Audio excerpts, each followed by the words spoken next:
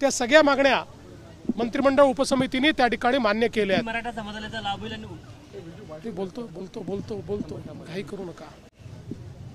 त्यामुळे एकूणच पहिल्यांदा तर मला श्री राधाकृष्ण विखे पाटील जे या मंत्रिमंडळ उपसमितीचे अध्यक्ष होते आणि मंत्रिमंडळ उपसमितीतील सर्व जे प्रमुख नेते आहेत त्या सर्वांचं आमच्या मंत्र्यांचं अतिशय मनापासून अभिनंदन करायचं आहे की त्यांनी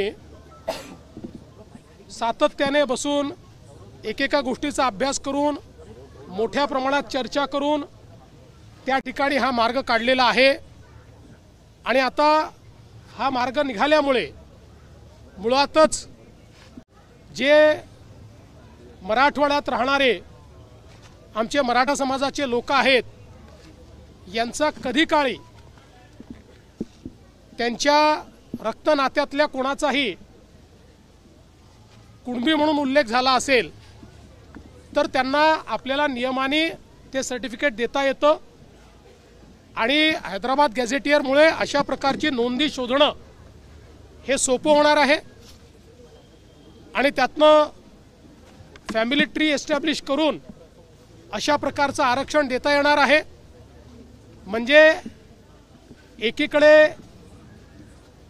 ज्यांना अशा प्रकारचा पुरावा मिळेल त्या सगळ्यांना ते आरक्षण मिळेल आणि जी ओबीसी समाजात भीती होती की सरसकट सगळे अशा प्रकारचं आरक्षण घेतील आणि ज्यांच्याकडे पुरावा नाही तेही आरक्षण घेतील आणि इतरही समाजाचे त्याच्यामध्ये घुसण्याचा प्रयत्न करतील तर तशा प्रकारे आता या ठिकाणी होणार नाही।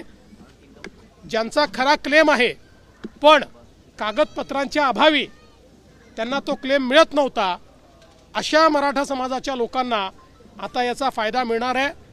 त्यामुळे मला असं वाटतं की एक मराठा समाजाकरता अतिशय चांगला निर्णय आणि विशेषतः हा सगळा प्रश्न सर्वाधिक मराठवाड्यामध्ये होता कारण मराठवाड्यात रेकॉर्ड्स नाही आहेत आणि म्हणून मराठवाड्याकरता हा प्रश्न अत्यंत महत्त्वाचा होता आणि मराठवाड्यातनं इतरही भागांमध्ये राहायला गेलेले जे लोक आहेत त्यांच्याकरता महत्त्वाचा होता।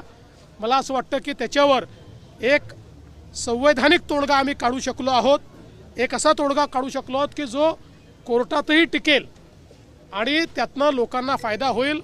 आणि म्हणून मला असं वाटतं की मी स्वतःही मंत्रिमंडळ उपसमितीच्या कामावर समाधानी आहे। त्यांनी उत्तम काम या ठिकाणी केलेलं आहे, मी त्यांचं अभिनंदन करतो। आणि या सगळ्याच्या दरम्यान थोडा मुंबईकरांना त्रास सहन करावा लागला, खरं म्हणजे त्या संदर्भात मुंबईकरांची दिलगिरी देखील मी व्यक्त करतो की जो काही त्रास त्यांना सहन करावा लागला आहे। पण मला असं वाटतं की शेवटी एक चांगला निर्णय या ठिकाणी आपण घेतला आहे। रात्रंदिवस त्या ठिकाणी तुम्ही होता